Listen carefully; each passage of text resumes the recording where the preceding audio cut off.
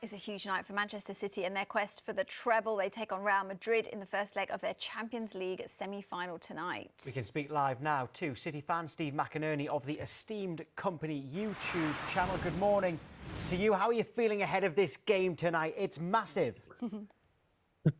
A bit nervous. Yeah, I can't deny it's going to be a tense one, especially after last year, which I'm sure you'll touch on at some point. But then, once again, this is what it's all about, isn't it? This is where we want to be as City fans. We want to be in these games, and I sort of kind of love it at the same time. Terrified, but it's the big games, isn't it? It's fun. Oh, don't be terrified, Stephen. You're fine. Look, Pep Guardiola was speaking to the media. He said it's not about revenge in this tie. But before him, Rodri was speaking to the media. He said, you know what? It is about revenge. So where are you on this?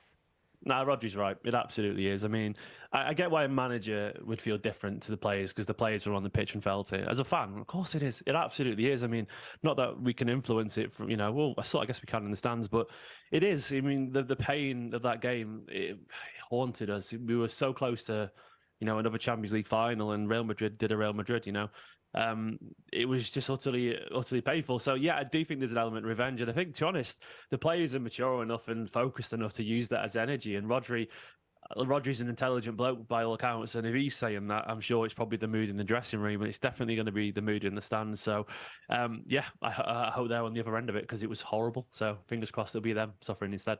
Well, how do you expect Pep Guardiola and Manchester City to approach the game? Because he does change his approach to certain matches, whether home, away, or whatever. To be honest, I think it'll be a sort of like for like that we saw against Arsenal recently, and no, that was at home, but against Bayern too. I think you probably always name the team now. I think Akanji will play at left back like he did against Saka in the Arsenal game, and he'll play Stones and Walker and Diaz and probably Rodri, then De Bruyne, Gundogan, Bernardo Silva will probably be on the right, with Grealish on the left and Haaland. I think he's sort of shown his hand in terms of the big game teams, and because he works, you got the industry, you got the creativity, hard work, and once again that experience of those players who've done it recently against Bayern, who some would probably have said were the best team in the competition, maybe other than Real Madrid and maybe other than City themselves, but we were excellent against Bayern, so I don't really see any reason to sort of switch up that template because they had their attacking wingers and so did Madrid. So I think it'll be that really what we saw in those games. Right, Stephen, I'm going to try and ease some of these nerves of yours, OK? Go on, City are home in the second leg, and they've got Erling Haaland this time around. You've got to be feeling a bit confident. Look, the way I felt personally, and I'm aware there's probably loads of City fans watching me saying, don't jinx it, but jinxing doesn't exist, so I'm going to say that as a caveat. The way I feel like, I always felt personally that if you got past Bayern, and given that it'd be Real Madrid that we could come up against, I feel like we could do it again. And this is just my personal feelings that, I don't know, I think Haaland is the killer that we maybe lacked in the Champions League. He gives a fearlessness to this team that that there's one chance he's probably going to take it, unless it's Leeds at the weekend, which we'll ignore that. But in general, he's born for this kind of competition. His record is just remarkable. And he inspires me, and I think he inspires the players because they know if they defend, well, they've got the killer up front, and you can tell that everyone around Europe is terrified of him too. So it might not happen because Real Madrid are Real Madrid, but at the same time, I don't think we've ever been better equipped. I really don't. I think the momentum this team is on right now, and the belief they've got, and the general confidence, it's just exciting. And I don't know. I think the element of revenge and the quality we've got and the Haaland factor could happen.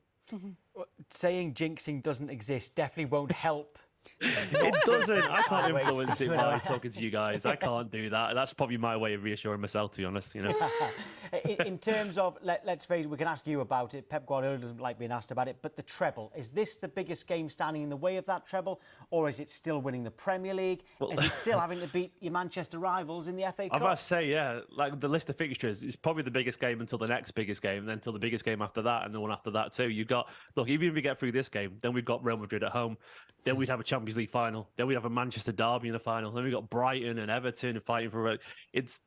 I mean, I guess in terms of confidence, I always felt after the Arsenal League game and the first leg of the Bernabeu, that's where I would personally have judged if it was possible or not, if that makes sense. And for me personally, I mean, if you get a good result tonight, it's still miles away, but you start to wonder as a fan, and I don't really think there's any harm as well for fans starting to dream about this kind of stuff because that's what football's about. It's escapism and it's fun, and if you can't dream about your team doing the treble, I don't really see the point at all.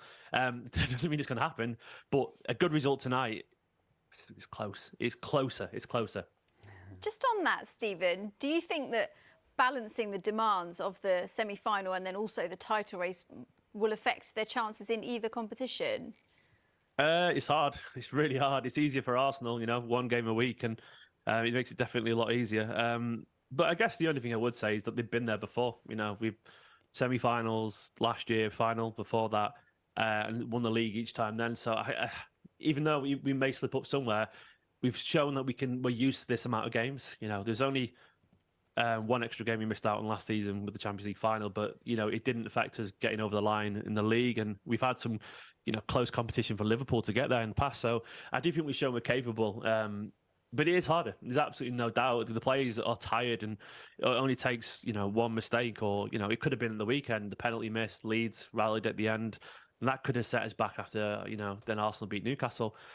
But once again, as I said at the top of this interview, it's why we're here. These are the big games, and it's it's scary as a fan, but it's also really enjoyable because it could be worse. These games can mean nothing. It could be just mid-table, or it could be fighting for relegation like we did when I was growing up. I would take this every single time. I think every fan would, because it's double-edged, but it's worth it.